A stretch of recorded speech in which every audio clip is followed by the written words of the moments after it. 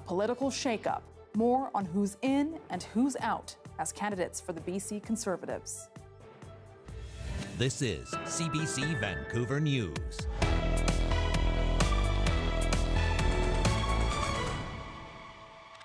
Hi everyone, and thanks for joining us. I'm Baneet Braich.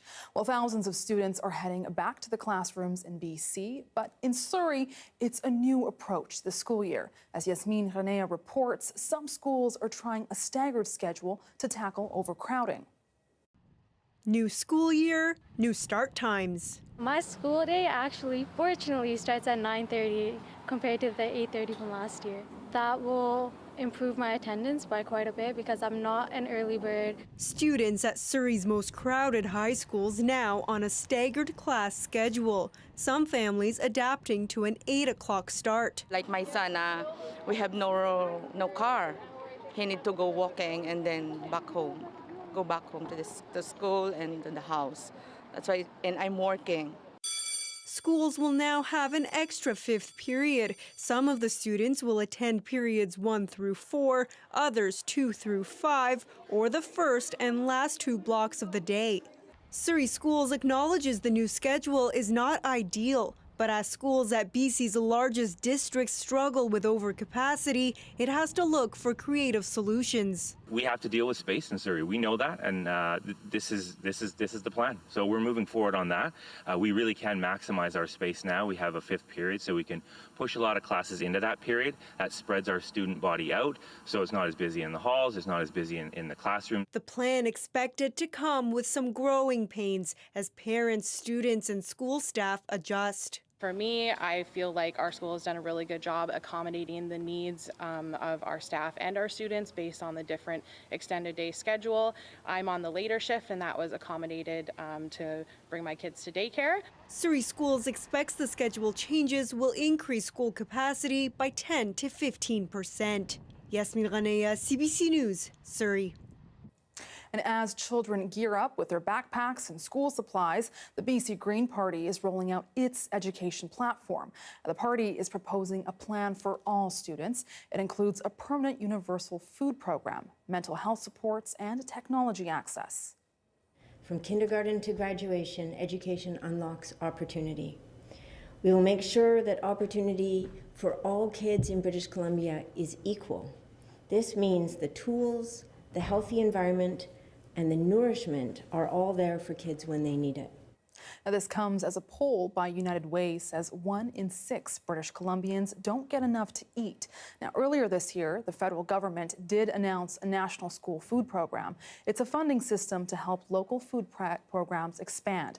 And the BC Greens say the total annual costs of their plan are projected at $600 million by 2029. And after BC United's collapse, shifts continue in provincial politics. Now, the BC Conservatives have dropped 4 of their candidates and welcomed in 3 BC United MLAs and several more BC United candidates. And of course, this all follows Kevin Falcon's decision to withdraw the official opposition from the provincial election campaign. Katie DeRosa joins us now from Victoria. Katie, what's the latest here? Well, it's really a mix between a game of chess and a reality TV dating show. The BC Conservatives sent word to their candidates over the weekend about who's in and who's out. BC Conservative Campaign Director Angelo Isidoro spent the weekend calling some of the party's candidates with news that they would have to move aside for the BC United candidate. The BC Conservatives are, of course, making room for some of those orphan BC United MLAs, such as Ian Payton, Trevor Halford, and Peter Millibar. Here's Millibar during a press conference in Kamloops. We got to a place where we were both very comfortable and felt that this would be a very good fit in terms of thought processes and experience and bringing that depth to the table. And Katie, the Conservatives have gotten rid of their 4 candidates so far. Tell us a little bit more about that. That's right. The BC Conservative candidates, 4 of them have been replaced with former BC United candidates. Let's take a look at 2 ridings in particular. In Prince George Mackenzie, the Conservatives dropped Rachel Weber to make way for Kyle Giddens. Of course, Rachel Weber was under fire for previous social media comments that she had made where she said 5G cell towers are genocidal weapons. And also in Surrey White Rock and Surrey Panorama, there have been some moves. BC Conservative Ryan Tepper in one and Dupinder Saran in the other. But now BC United MLA Trevor Halford has switched to the Conservative ticket, which means that Tepper is making way for Halford, and as a result, Dupinder Saran is out. Now, Saran will run as an independent in Surrey Panorama, and she posted on social media today that the BC Conservative Party is now a Liberal Party running under the Conservative banner. I asked Isidoro about that, and he rejected that criticism. You know, it's not ideal and it's very easy. They've just sold out and become the BC Liberals. But at the end of the day, we have our policies, we have our platform, we have our leader. All we're doing is widening the tent to allow for a team that will help defeat the NDP. Katie, clearly a lot of changes happening here. How are other party leaders responding to these moves? Well, Premier David Eby says, the BC Conservatives are no more moderate, and that he criticized the party for continuing to stand behind 4 candidates who have donated to the Freedom Convoy, and another candidate who made controversial comments about women who don't breastfeed and whether or not they are mothers. So that's Premier David Eby. And as for Green Party leader Sonia Furstenau, she says the Conservatives are in a state of chaos, and she slammed them for not going by the traditional candidate nomination process. I think we're seeing a great deal of what appears to be chaos, a political party moving their contestants and their candidates around like pawns on a chessboard. Of course, we already know that some BC United MLAs will not run again, including Shirley Bond, Todd Stone, and Jackie Taggart. And some BC United MLAs are likely to run as independents, such as Tom Shapika and Mike Bernier. So lots more developments to come. Yeah, definitely. Well, thank you so much, Katie. And it's been nearly 1 week since BC United collapsed, and big questions are still in the air, such as which candidates will join the BC Conservatives, run as independents, or drop out, and what direction could centrist voters go? Well, 2 researchers joined the early edition this morning to share how they're taking the pulse of the voting landscape. Our latest poll this morning shows that a couple of percentage points went to the undecided, a couple of points went to the BC NDP, in fact, and also the BC Conservatives. So it's kind of been divvied up quite fairly at this point. Lots of ground left to settle. This was, you have controlled demolitions. This was an uncontrolled demolition, and the dust is still flying. It has not settled yet. The BC Conservatives are set to release a full slate of their candidates this week. And in Kelowna, fruit farmers rallied for the 4th time to protest the closure of the BC Tree Fruits Cooperative. The board of directors closed the almost 90-year-old co-op this summer, which left growers scrambling for a place to store and pack their fruit. Now, court documents show the organization has more than $50 million in indebted loans. And last month, a BC Supreme Court judge ordered the sale of the co-op's assets. But Nasuya's farmer says, and other growers believe, BC Tree Fruits could be saved through government intervention. Just because we've had a couple bad years doesn't mean to close our doors. We've been around for 9 decades, and we're hoping the government steps in to give us some money and put it back on a term and condition plan that we can come back into operational. It will save 500 families. The province has not committed to saving the group, but says it will help farmers find a place to ship their fruit this year. The farmers say they will take their protest to Victoria next. And on Vancouver Island, police are investigating after gunshots were fired into the home of a Punjabi singer, AP Dhillon. Now, as Georgie Smith reports, one key piece of evidence is a dramatic video that appears to have been filmed by the attacker. The video has scorched its way across the internet. An attacker using a phone and a gun outside a house on the outskirts of Victoria as 2 cars burn in the driveway. CBC News has not been able to verify the origin of the video or its authenticity, but police confirm it is part of their investigation into this brazen and targeted attack. The owner of the home is rising music sensation AP Dhillon, who recently signed a major record deal. A hugely popular Indo-Canadian producer and rapper, he last year became the first Punjabi act to perform at the Junos. Finally, this brown skin is getting recognized. After the attack, he reached out to his millions of fans on Instagram saying, "I'm safe, my people are safe. Thank you to everyone who reached out. Your support means everything." The musician later shared a video of himself singing with the message, "Keep spreading love."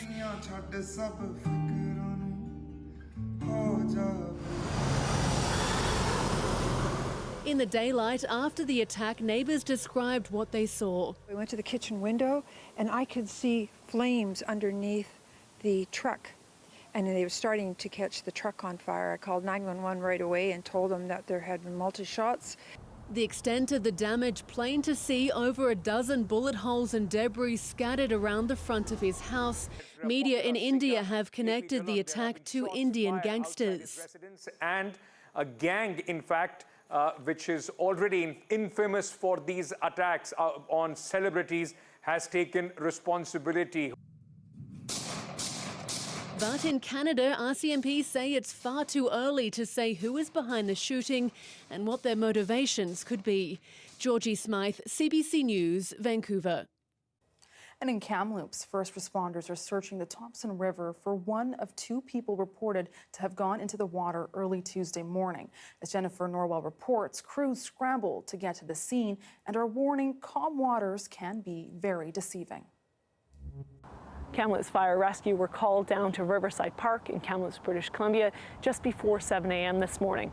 There were reports of two men in the water calling for help. When the boat crew arrived, they discovered one man floating in the water. Found one gentleman in the water, just about 200 meters west of the Overlander Bridge. And we've got him in the boat, and then we proceeded to try and find the other person. Apparently there's still one person left in the water. So we've been looking for that person and haven't found them yet. What can you tell me about the condition of the person that you did find? The person that we did find was pretty close to going under. He was extremely exhausted, cold. He was floating on his back for quite a while, it sounds like. We did find an overturned canoe that they were using to cross the river. I'm not sure what happened and why they aren't in the canoe at some point, but he was lucky that we were there at that time. So this is scary, like this was close. Yeah, very close. The water is cold, and I think it takes people by surprise how cold it is, and it makes it really difficult to swim and stay calm in that kind of conditions. Kamloops Fire Rescue say they continue to search for the other man who is yet to be located. They were able to recover a small green kayak that is believed to be the craft that the two men were traveling in. They're not sure what would have resulted in this craft flipping over, but at this point they are still searching to see if they can find the other person. Kamloops Search and Rescue have also been called in along with police and helicopter crews. At this point, no rescue has been successful, but they are continuing to look. This is not the first incident along the river this year. Earlier this year, a man was swept away out by the Tournament Capital Ranch, a little bit further outside of town. His body has yet to be recovered, and there continues to be searches. There was one this weekend looking for something that might indicate his whereabouts, but that man has not been recovered either. Jennifer Norwell, CBC News, Kamloops. As of today, HandyDART workers in Metro Vancouver are on strike. More than 600 workers walked off the job this morning, and it's a start to job action that includes cutting service down to only essential trips. CBC's Isaac Panay has the latest on the calls for action. Jonathan Asensio says he's an active HandyDART user. Thanks to HandyDART, I go to my therapies, I go to the gym, I sometimes I go with friends and they take me, and it's great. And the chauffeurs treat you with such a dignity and such a respect. The service provides thousands of rides to people living with disabilities each day. But now, workers are on strike. Amalgamated Transit Union Local 1724 says it's cutting 80% of its service. They're only completing essential trips for cancer, dialysis, and MS appointments. That means users like Asensio will have to find another way to get around. I will not be able to attend my sessions with my physiotherapist. I'm gonna have to cancel because my physio is in Surrey and I live in Tuasin. It's very difficult for us to make that decision. We started with ramping up smaller job actions, hoping to get the employer to the table, but they weren't working. McCann says workers want equal pay to nearby TransLink drivers, but says the employer, Transdev, isn't offering high enough wages. They're also looking for stronger protections against Transdev contracting out work to taxis. Hold the line! Hold the line! Hold the line! More than 300 people rallied outside Pacific Central Station Tuesday morning in support of striking HandyDART workers. Transdev and the HandyDART union have been in talks for a new contract since last November. Last month, Transdev sent the union its final offer. 83% of members voted it down. We feel that we live in a very high cost of living area and we are not paid for what our worth is. So we're just hoping to bridge that gap. Transdev says they contacted the BC Labour Relations Board. It says it is meeting with the union and a mediator on Sunday. It apologizes for the disruption in service. Back at the rally, Asensio says he's in solidarity with the drivers. It makes no sense that they don't want to pay a little bit more to the chauffeurs, that they do such a good job. The union says the strike will continue through the weekend. Isaac Ponnet, CBC News, Vancouver. And a company responsible for a very strong odor across Metro Vancouver in January says it's learned from that event. Parkland has published an internal investigation into the dark smoke and burning smell that spread from its Burnaby refinery 7 months ago. Now, Chad Pawson has been following the story and spoke with our Michelle Gassoub a little earlier. Yeah, so this report seems to strike all the right notes here. It chronicles what happened, about how this cold weather affected the equipment at the refinery and didn't allow it to operate properly when they restarted the refinery after this cold weather, and it resulted in this plume of smoke and this burning smell across the whole region. You can see the refinery here in Burnaby, and if we scroll out, you know, the smell was smelled all across Metro Vancouver. And one of the problems, the complaints, was that it was hours before anyone in the region really knew where it was coming from and what was causing it. So the report acknowledges this. It says we need to do a better job at talking to people in the community and telling them what's going on. And it acknowledges that with extreme weather, we need to make sure that our refinery works in really cold weather. It sort of lays the problem out at this cold weather as being the main result of it happening. Okay, so Chad, we have this report now. Do we know what's going to happen next? So there's still 2 agencies that are investigating this event. WorkSafe BC continues to investigate, and Metro Vancouver, the regional government that monitors air quality in our region, is also still investigating. So we may still have more information or more accountability come. This is an internal report. There's nothing binding in it. City of Burnaby released a statement today saying it's pleased about what's acknowledged in this report, and it's looking forward to the company taking actions to make things better for the future.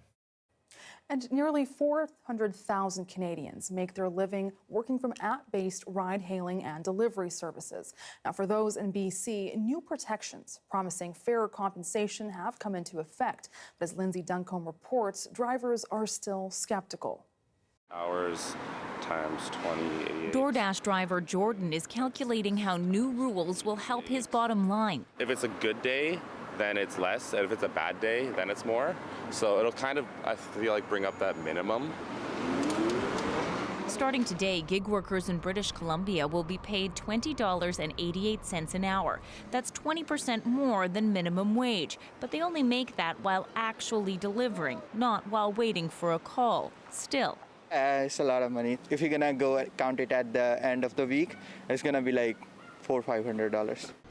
it's not just cash. Rideshare and delivery drivers are now eligible for compensation if they get hurt on the job, and companies must help cover vehicle expenses.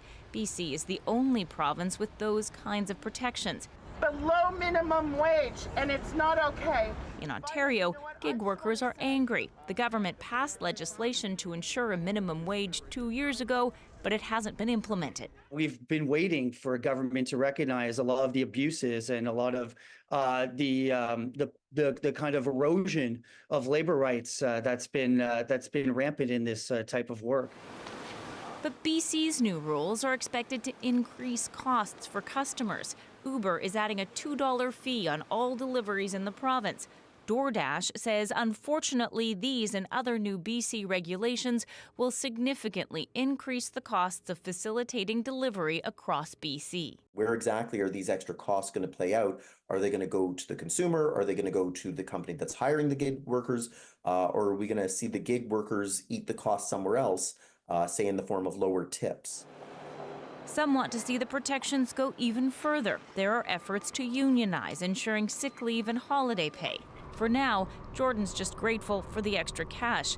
In this economy, he says every bit helps. Lindsay Duncombe, CBC News, Vancouver. And to Nanaimo now, where the first phase of construction in the downtown core is set to close a major road. Commercial Street will be closed for the next 8 months. The city says it's an effort to improve the city core. But as Claire Palmer reports, businesses are worried about that lengthy closure. This is what the next 8 months will look like in downtown Nanaimo. The water main will be updated, as well as improved accessibility and improved lighting. Some residents say they are cautiously optimistic about the project. I'm always hopeful that improvements will actually improve whatever they're intending to improve. My only reticence is that a lot of time is spent and there are no actual improvements, but I expect that this will be a good project for the downtown, and over time people will see its value. But not everybody is thrilled. Local businesses have raised their concerns at a meeting just 3 weeks ago, but they say it fell on deaf ears, with some saying they're worried construction will impede businesses in the next few months. There was no respect, and I've put in 20 years of love into this community, and to not have that seen or recognized or acknowledged, I felt it was really quite rude. Mayor Leonard Krogh says the project will cost $5.7 million, $900,000 of which is just for the water main replacement. He says that while he knows the closures are inconvenient, it's vital to the city's continued growth.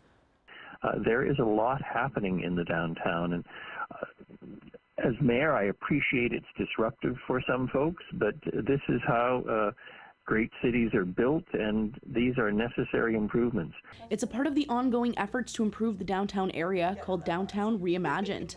Cardinale says she's not opposed to improvements to the downtown, she just wants to be heard. They've reimagined Nanaimo, but they've reimagined it without me in it. Who are they reimagining it for? Of course, it does have an impact, but you know, it's rather like repairing the roof on your house, in my view. It may be inconvenient to have it done, but the end result gives you long-term security. Businesses are expected to remain open during construction, which will wrap up in spring of 2025. Claire Palmer, CBC News, Nanaimo.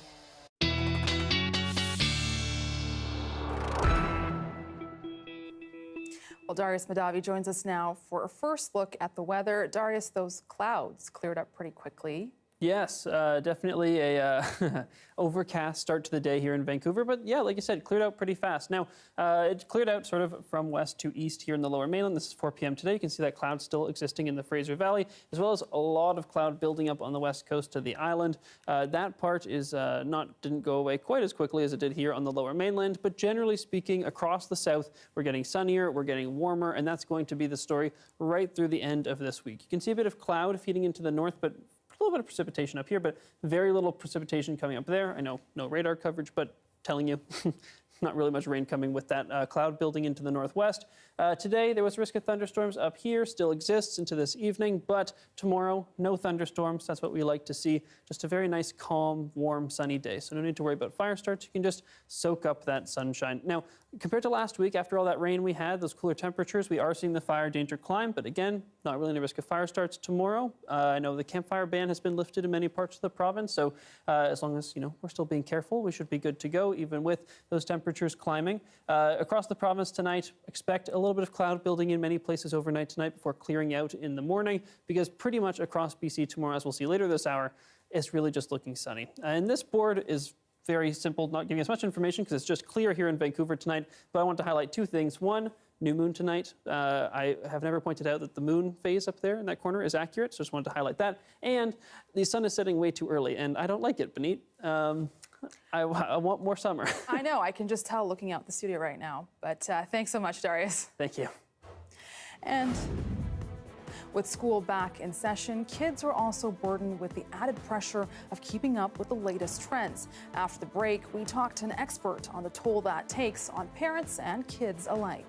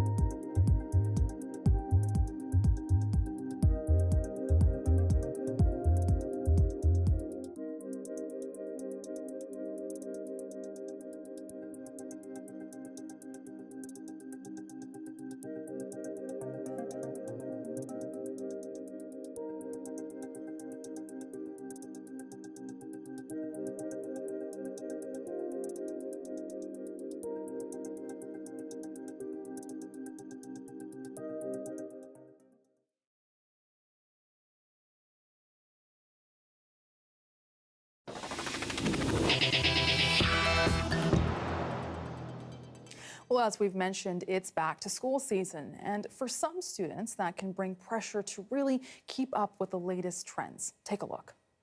Pricey makeup, puffer jackets, and a ton of different water tumblers. These are just some trends that teenagers are following nowadays. For some, they're fun, but for others, they're exhausting. We went to downtown Vancouver to talk to some students. Here's what they had to say. What kind of trends are you following? I just like casual, like wearing a hoodie with sweatpants. Yeah. I feel like it's like really comfortable. Yeah, the fall clothes. Fall clothes are super cute. A lot of 90s wear, so I think that's coming back into fashion. Like all the baggy clothing and a lot of 90s streetwear. So I think we're revisiting all that type of stuff. Have you ever faced peer pressure when it comes to like following these things? Like I don't really feel super affected, but I also do feel pressure to not be like too different because I feel like I'll be like judged, you know? I feel like there definitely is a pressure at school to wear makeup. Like I think we see more people wearing it than not. There's definitely like more popular brands as well. Definitely. And I think social media also makes you want to do it just because I feel like there's a lot of different skin textures and stuff, so you want to like cover up or you want to like have like a really like flawless face. I think it affects a lot of people, like peer pressure or, you know, like spending a lot of money on fashion, which is a very big complication these days. A lot of teenagers, they think that spending a lot of money is what is going to make them look good. It's definitely hard to be a teenager now because I feel like you're spending a lot of money. Like even just to like, I guess, fit in for some people or like in general, it's hard to like keep up with the amount of inflation that's going on, especially in Vancouver. Everything is really expensive. I got 4 jobs lined up, so this summer, so that definitely helped. I think that also like sharing our stuff, like me and my friend Hallie here, we share everything, so or like you sharing split. prices. Like if you want something, just we'll do half. Or like you can borrow and like you know everyone borrows clothes and stuff. So I feel like that's easy. Yeah, sharing is caring, especially with like friends. Now, to take a further look at how back-to-school pressures impact kids and parents, we're now joined by Dr. Shimi Kang, a psychiatrist, a founder of Future Ready Minds, and the author of The Dolphin Parent. Shimi, you know, we heard from some of these kids here, but what are some of the common pressures kids are facing as they head back to school? And again, how does this impact self-esteem and mental health?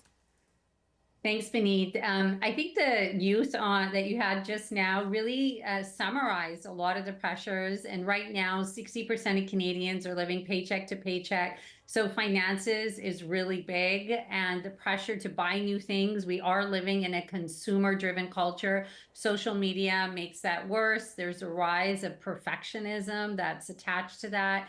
So I'd say that's definitely that big one, is keeping up. Also in BC, we are seeing cell phone restrictions for the first time on a global scale or provincial scale. That's a big change for families and parents and teachers, and people are adjusting to that. And then just a lot happening this year. There's a lot in the news. There's still 2 wars happening. There's all kinds of conversations that need to be had or haven't been had. So I think it's going to be a challenging school year, as also we're in a political season as well. And, you know, when students are looking at their phones or kids are going on TikTok or Instagram, we see a lot of that social media influence. How do you think that's amplified the issue? Right. So we know that social media is designed to be addictive, first of all. So there's no doubt that it's designed to capture the attention, and young people are particularly prone to it. So they may think they're just looking at the latest lipstick or running shoes. Next thing you know, they're bombarded with advertisements and more of the same. So that's one. 2, this idea of fear of missing out is very real, and the teenage brain is more sensitive to it. So social media is linked to things like anxiety, depression, addiction, particularly in young people. Body image disturbance is rising with that. So all of this is really important, and that's why I'm talking so much about common sense restrictions on phones and technology, using healthy tech that will help young people learn and thrive, not the other way around. And Shimi, what are some signs that your child might be struggling with some of these pressures? Right. So young people, we generally, majority, should love school. We are social beings. There's social friends and learning environment, but we're seeing more and more school refusal. So that's the big sign. It's school refusal. Also, if they're not interested in participating, if they're there, so clubs and sports and the extracurriculars, often feeling withdrawn from the whole school environment. Now, of course, we have to make sure the school environment feels safe, because cyberbullying and bullying is also an issue. So all of those are signs that parents and teachers can look out for. And also the academic pressure. We have to remember it's been a long summer, and sometimes for many children, especially those with neurodiversity, it might be more hard for them to just jump right back in. And do you have any other tips for parents and children who might be overwhelmed? Yeah, so routine, regular sleep, routine, regular exercise, getting some routine established if you haven't already. Now's the week to do it.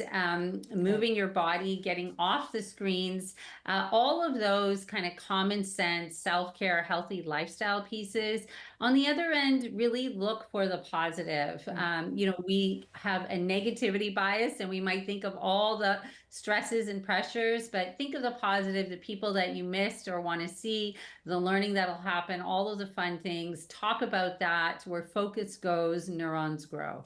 All right, thank you so much. That's Dr. Shimi Kang, a psychiatrist and founder of Future Ready Minds and the author of The Dolphin Parent. And Russia has hit Ukraine with one of the deadliest attacks of the war, with at least 51 people killed. After the break, what the president of Ukraine is calling for.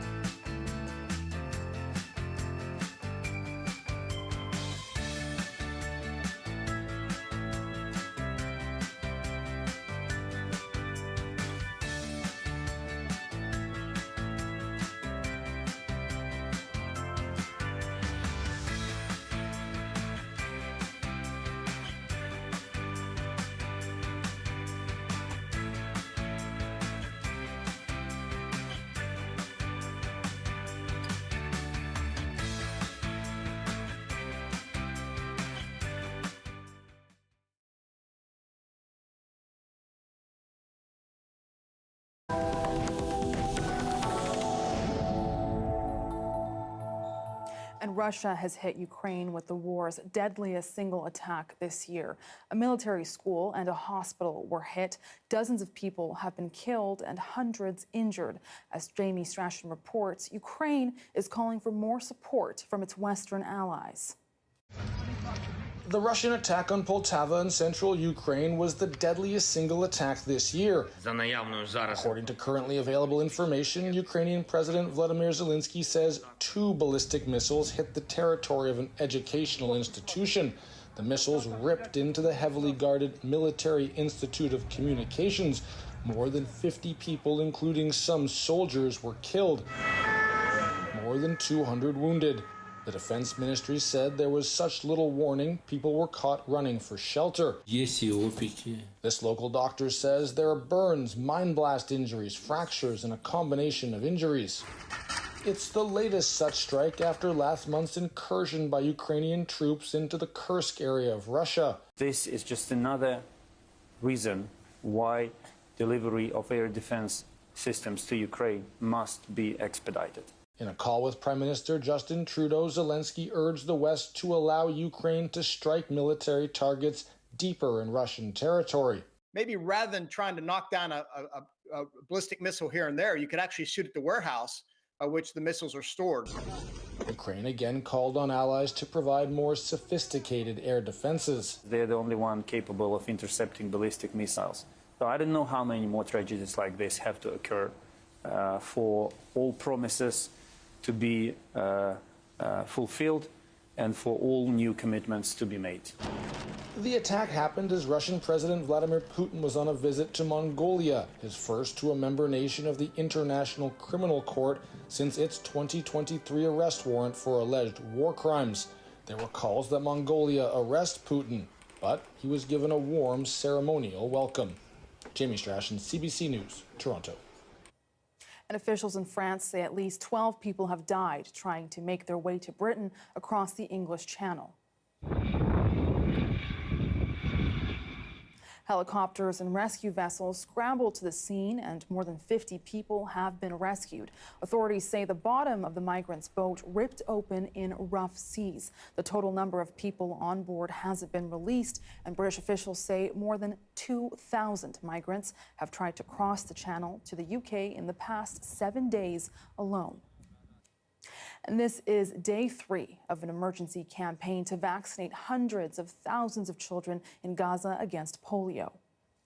We need to cover minimum of 90% of those children to stop the transmission within Gaza and to avoid polio spread, international spread to polio to surrounding countries.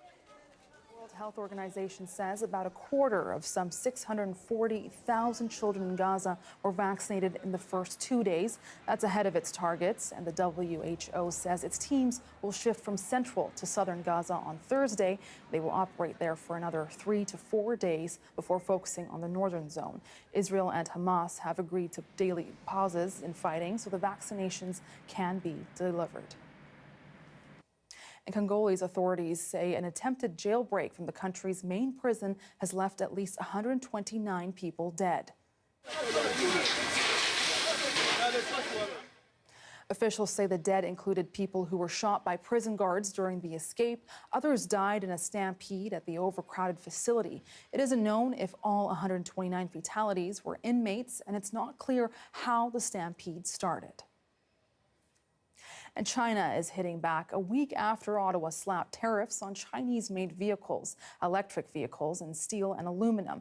As Olivia Stefanovich reports, Beijing is now launching an anti-dumping investigation into Canadian canola imports. In the rush to get the golden crop out of the ground, news of China targeting Canadian canola imports is the last thing farmers say they needed to hear. So this is a big hit to Saskatchewan producers and to all canola producers in the country. It will be a massive hit to us. Canada is the world's largest canola exporter. More than half of its seeds go to China, where the grain is used for cooking oil and renewable fuels. A trade relationship worth more than $5 billion last year. In a statement read by state media, the Chinese Commerce Ministry made it clear its investigation into Canadian canola imports and some Canadian chemical products is in response to what Beijing considers to be a discriminatory move by Ottawa. We will be introducing a 100% tariff on Chinese-made electric vehicles and a 25% tariff on Chinese steel and aluminum. a pressure tactic the federal government is now defending in the face of Chinese retaliation. We have to make sure that the industries that we build in this country have the ability to get off their feet. That's exactly what we're going to be doing. But there are fears that may come at farmers' expense. In the case of canola, this is an easy target for China that they have used a number of times in the last 10 years. In 2019, China suspended 2 Canadian canola exporters before removing the restrictions 3 years later. A move seen likely in response to the arrest of Huawei executive Meng Wanzhou. The fact that they are calling this an anti-dumping investigation, it's all preordained. We know that they will impose a tariff. I expect that it will be 100% similar to the tariff imposed on Chinese EVs. China says it's turning to the World Trade Organization to resolve this dispute with Canada. Meanwhile, the federal government says it's prepared to defend its agriculture sector as farmers remain caught in the middle of another tit-for-tat trade battle over matters beyond their control. Olivia Stefanovich, CBC News, Ottawa. The wait to return to school. While kids across Canada head back to the classroom, in Jasper, the new year is delayed. We take you there next.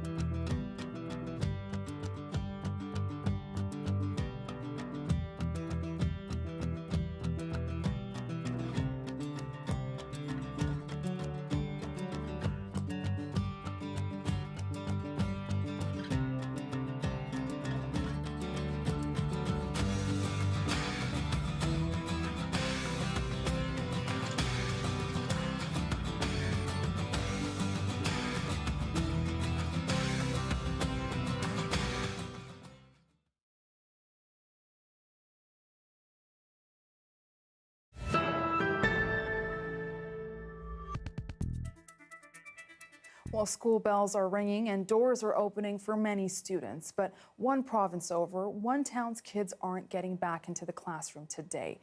Jasper is still recovering from wildfires that destroyed a third of the town in July. As Janet French tells us, it's among a growing number of jurisdictions being forced to cope with the aftermath of natural disasters. Well, it's a 17-kilometer drive. After a month of evacuation, the LeBlanc family is thankful their children will start the school year in Jasper. These kids have been through something life-changing, and they need to be together to process it.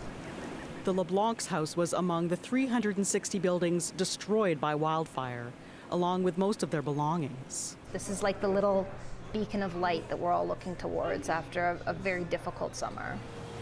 Jasper's 2 school buildings were spared from destruction. School staff were able to shut down the ventilation systems remotely, but smoke and toxins got inside through windows left open. The building was flooded with char and ash, and that is unhealthy to breathe. Schools in Jasper are among the latest forced to adapt in the face of natural disasters. Wildfires have also forced out residents from 2 northern Saskatchewan communities, delaying the start of school in the town of Sandy Bay. A World Bank study published earlier this year found disasters such as wildfires, floods, and extreme heat are causing increasing school closures. Emergency planning, ensuring that you're ready to react to the unpredictable is where we are in education now. BC's Fraser Cascade School District has spent the past few years navigating floods, washed out highways, wildfires, and snowstorms. Experts who've responded to past disasters say recovery is lengthy and complex, and more emergency planning is needed.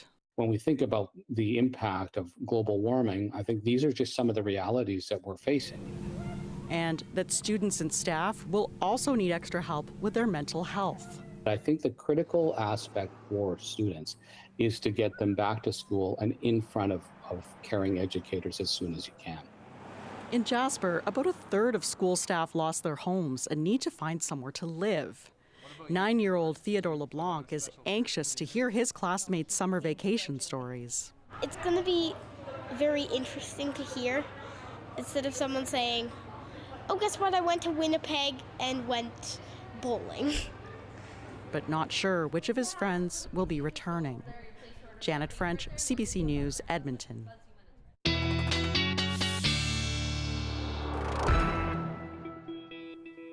Darius Madavi is back for a second look at the weather.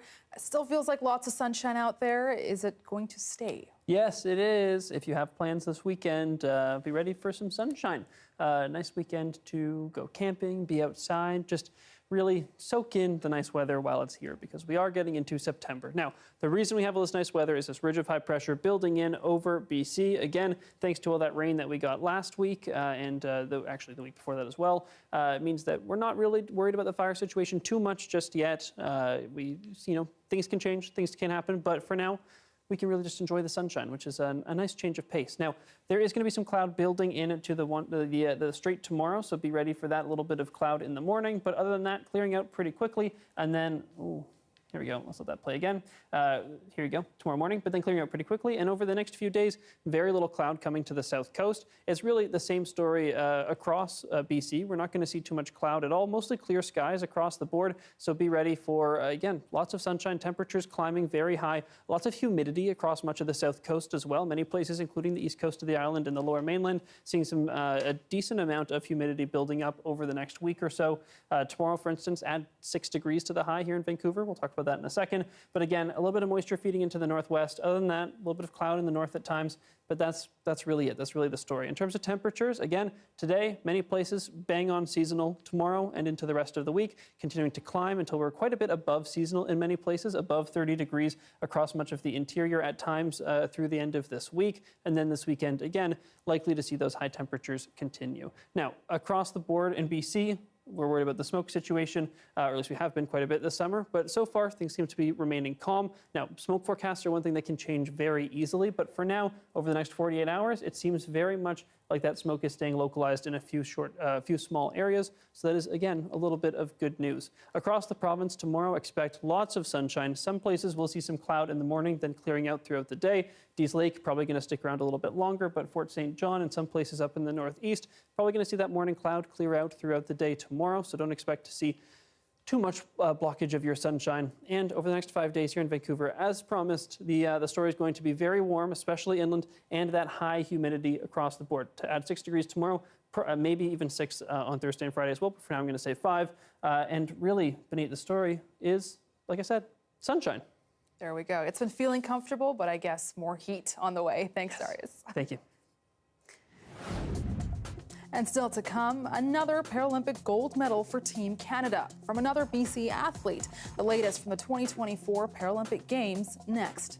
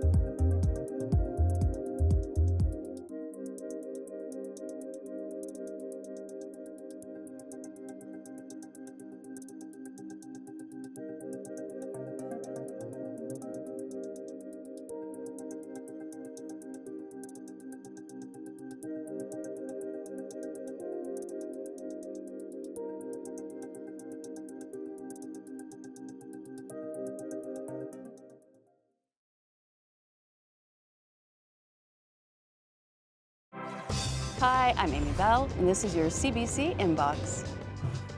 British Columbia is heading to the polls on October 19th.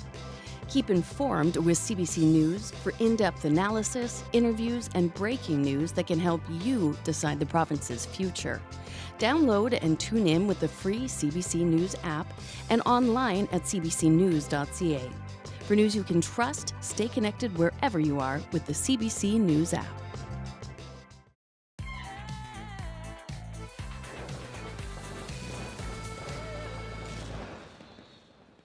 And another BC Paralympian is bringing home a gold medal from Paris this year. It's Canada's second gold medal of the 2024 Paralympic Games. Cody Forney's out in front. Cody Forney, the youngster of the group at 35. Victoria's Cody Forney won the men's T51 200-meter race, posting the fastest time of his career at 37.64 seconds. And it's his first ever Paralympic Games, and his win adds to Team Canada's medal tally after BC's Nicholas Bennett swimming gold on Monday. Meanwhile, 18-year-old Katie Cosgriff won bronze in the S10 100-meter butterfly, her first career Paralympic medal. Very impressive. It is. Great moments. Thanks for being with us tonight on CBC Vancouver News at 6. You can watch this newscast on CBC Gem as well as on YouTube and our website, cbc.ca/BC. And I'll have your next local news at 11 o'clock right after the National. See you soon.